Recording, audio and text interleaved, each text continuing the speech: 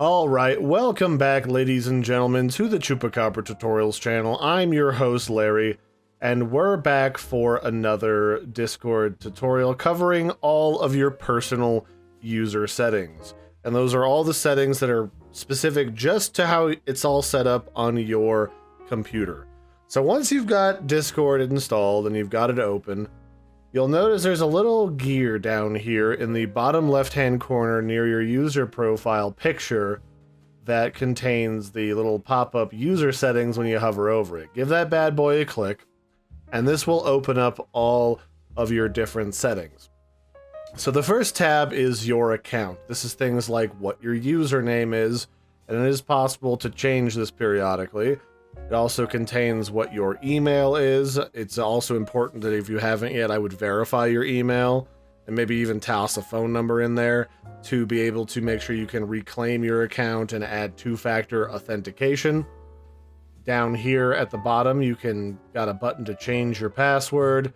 You can enable or disable your two-factor authentication. Since so many people are constantly trying to break into stuff these days, I would definitely recommend setting up two-factor authentication and also SMS authentication. And if for whatever reason you really don't want to be using Discord anymore, down here you can disable or delete your account. The next step over here is privacy and safety settings. So Discord is a program that is used by a lot of people who either don't want to see graphic adult content like gore, violence, pornography. You can set it up so that the default is keep you safe. My friends are nice is the second one, and don't scan. These are all different levels to check all of your different messages to make sure that nobody's sending you anything that's a little too risque or offensive. So for the first one, it won't let you see any of it from direct messages. The second one is if they're on your friends list, that's completely fine, but random people from some server that you joined can't just send you that stuff. Or the third one is do not scan. I've turned this off mostly because it's been flagging things that are not adult related, just random pictures and wallpapers and screenshots from games. So that's just how I like to roll with it, but you can set this up however you want.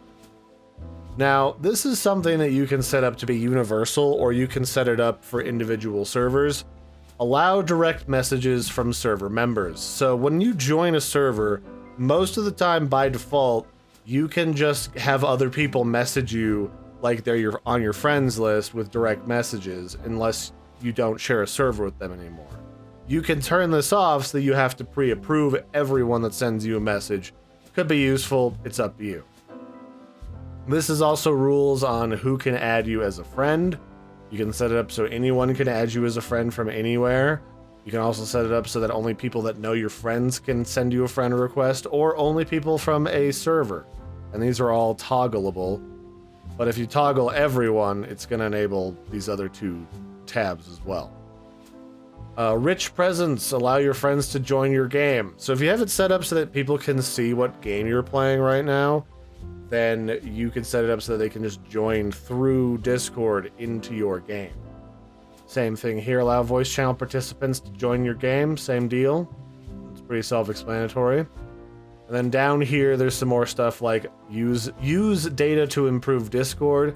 This will send your user data to Discord so that they can go through it and use it to improve the quality of the program and all of the other stuff that they do with Discord. Allow Discord to track your screen reader usage. Same thing.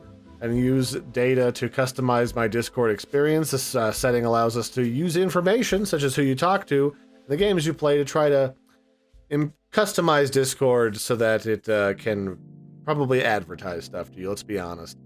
I leave all this stuff on because I'm one of those people that, like, I don't necessarily care that people track stuff online, but I don't necessarily want to enable all of it either.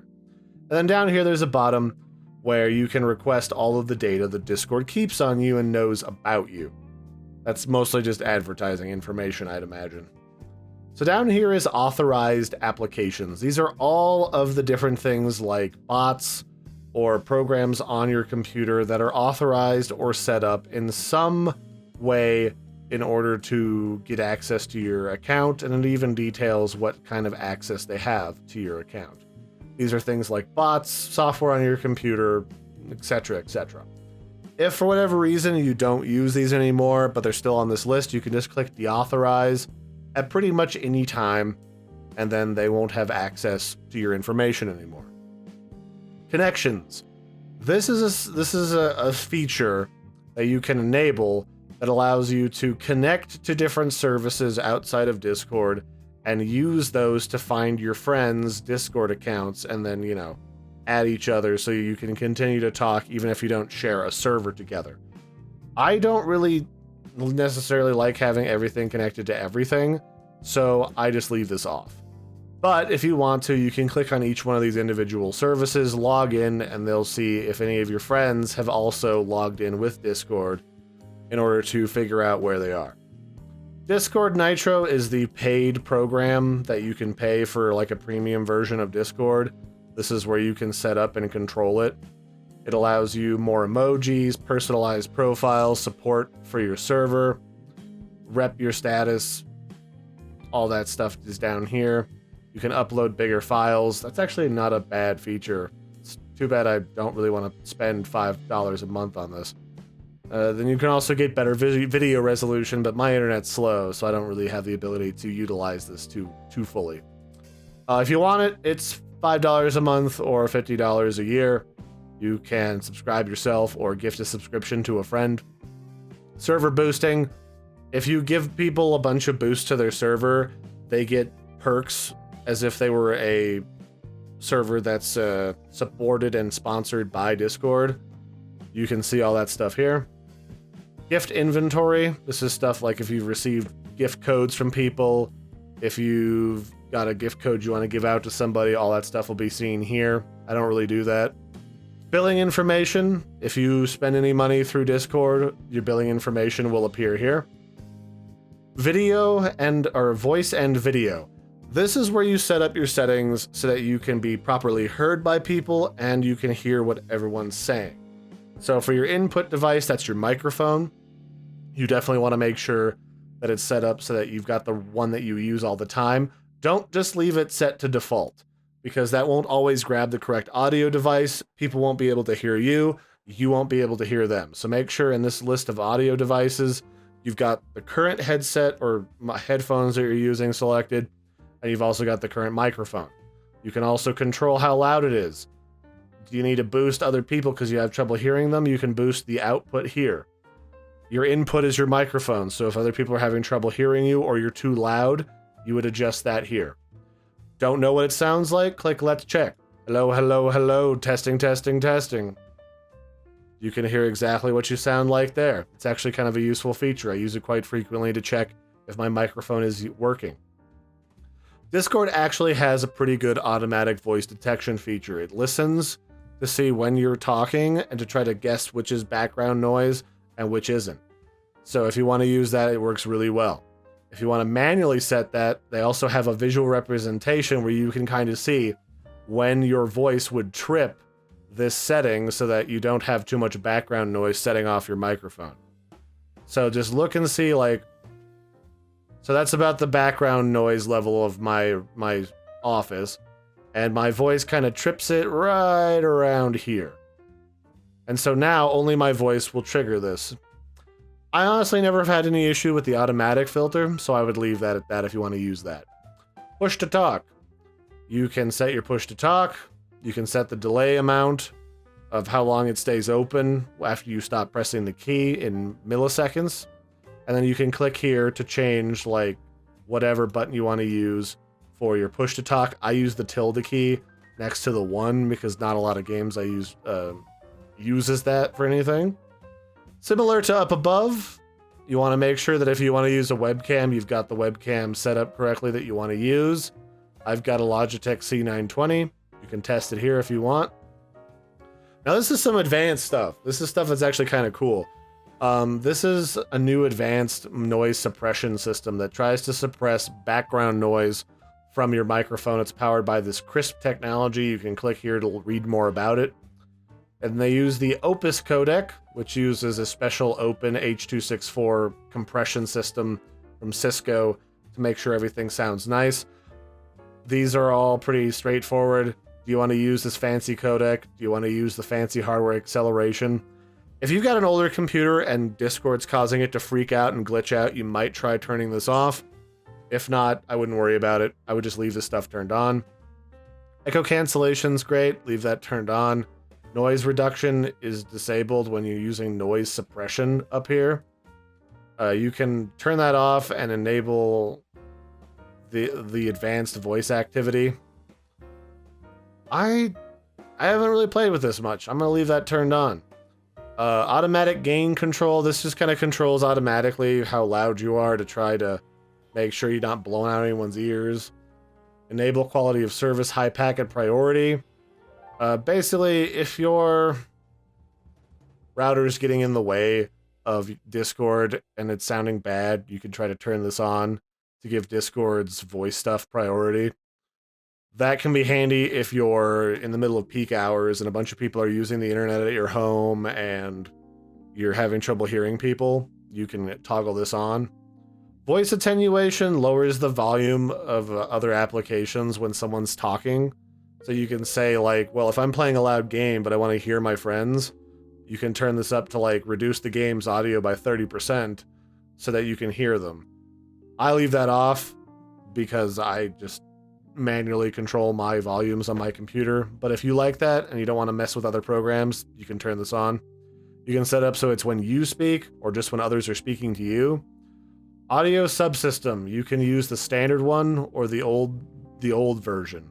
Again, if you're having glitchy lag problems on your computer and something's going wrong, switching to the legacy version used to be recommended by a troubleshooting guide. So, voice diagnostics. These are great. Show a warning when they're not detecting audio from your microphone. Lets you know when your mic's messing up. Use our latest technology to capture your screen. That's really good because their latest stuff tends to be less buggy. Use an experimental method to capture audio from applications. If you want to capture game audio with screen share, you have to have that turned on. Otherwise, it's not always going to be reliable. It still isn't, but it's the closest you're going to get to being reliable. You can set it up to diagnostic audio recordings. It's used for analyzing audio problems. It's saved to a voice module folder, the last 5 minutes of whatever voice activity you've got. If you think there's something wrong with your system, turning that on might help. Debug logging. Save debug logs to voice module folder. You can turn that on if you want to use those, and then you can upload and show stuff. I'm not really sure where this uploads to be honest with you. So if you needed help, you could upload that to their support server. They could look at it and tell you what's wrong with your computer. Text and images. This is display images, videos, and lolcats. This is like the automatic embed feature. So when you're scrolling through Discord, stuff will pop up and be preloaded for you. So it'll automatically, when posted as links to chat, it'll automatically embed links as like a little preview image. When uploaded directly to Discord, images larger than 10 megabytes will not be previewed. Do you want to see those automatically when someone uploads stuff? I don't automatically play GIFs. That's what this setting is for. Because again, I have a slow internet. It bogs me down to no end when people post a bunch of random GIFs. So if you turn this off, you'll have to hover over GIFs for them to play and to load. Show website preview info from links. I mean, it's the same thing. When somebody posts a link to a website, it'll try to grab a preview image. Emoji. Do you want to show emoji reactions on messages? You can also turn this off. It'll just show them as text. You can play animated emoji. Automatically convert emoticons in your messages to emoji. So if somebody writes out an emoji, it'll automatically convert that. I turn that off because I like to make weird emojis, and that gets in the way. Stickers. Do you want them always animated? Animated on interaction, never animated. Text-to-speech. I turn this off because it's abused on so many servers, and it's super annoying. I turn off text-to-speech. If you want to use the text-to-speech command, just toggle that on. And then down here, text box, preview emojis, mentions, and markdown syntax as you type. This is actually pretty cool. I'd leave that on. Show spoiler content on click, on servers I moderate, or always. Spoilers are great for not ruining things. People also use it to censor adult things. You can set it up so that it's all you can only see it when you click it. It's only on servers that you moderate, or it's always available. You can always see it. Don't care. Spoil away. Appearance. This is just some sort of visual stuff. You can set it to light mode. Burns out my retinas. I always leave it on dark. You can set the compact version of messages so it doesn't show player icons. I like to see the icons, so I just say cozy is in a good setting. You can set the size of all your fonts, the space between stuff, the zoom level of this program. All that stuff is available here to change the appearance to make it easier to read things if you're hard of seeing. And then reduced motion, reduce the amount of intensity of animations, hover effects, and other moving effects across Discord. Sync with computer. Enable reduced motion is available here. If you don't sync with your computer settings for that, I'm just going to leave the reduced motion synced to my computer. Advanced developer mode. If you want to be able to see ID numbers of posts and be able to link directly to a post on Discord so that you can, like, say, report it for rule violations, you'll need this enabled. Hardware acceleration's always really good because it uses your GPU to make this thing smoother. I'm not really big on testing things on Discord, so I leave this disabled. This is application test mode. Enter your Discord application ID to test mode for that application. This is developer stuff. If you need it, you need it. If you don't, you don't. It's right here under appearance. Notification. This is, do you want to see desktop notifications pop up? Do you want to have the unread message badge that puts a little red circle on your Discord icon when you have stuff to read? And do you want it to flash? These are all right here at the top. I turn them off because I'll read Discord when I feel like reading Discord and I don't need it to pester me. Push notification in inactive timeout. It'll stop push notifications after 10 minutes, 9 minutes, what have you. So basically, push notification inactive is if you've been gone from your computer and your computer goes to sleep after 10 minutes, it will start to send all your notifications to your phone. If you're active on your computer, it won't pester your phone. Seems pretty handy to me. I leave it at 10 minutes. You can set it to 1 minute. But I think the 10 minutes is a completely fine time. Text-to-speech notifications. Do you want it for all channels, for currently selected channel, or never? I just set it to never. And then these are all the different reasons why Discord would play a sound when someone sends you a message, when they mute, when they deafen, when you're muted, unmuted, all this stuff. I turn these off because there's a lot of noises in programs and I just don't necessarily need all of these to be playing in my ears on a busy server. If you want to enable or disable these, they're all right here. Key bindings. All your key bindings for literally everything are shown in here. And if you want to customize it, you can add a key binding, tell it what you want it to do, and then click whatever key you want it to be on. And if you don't want it, you can hover over it and click the little red X. I don't really have a lot of custom key bindings. I think a lot of these are perfectly fine as is. But if you want them, they're right here. Language. What language do you want this in? Do you not really want English US? You can have English UK. You can have Dutch. You can have Danish. You can have all of this stuff. Go nuts. It's all right here. Windows settings. At system startup, you want to open Discord. You want to start it and have it minimized? No. You want it minimized to tray? Sure. When I hit the close button. Streamer mode.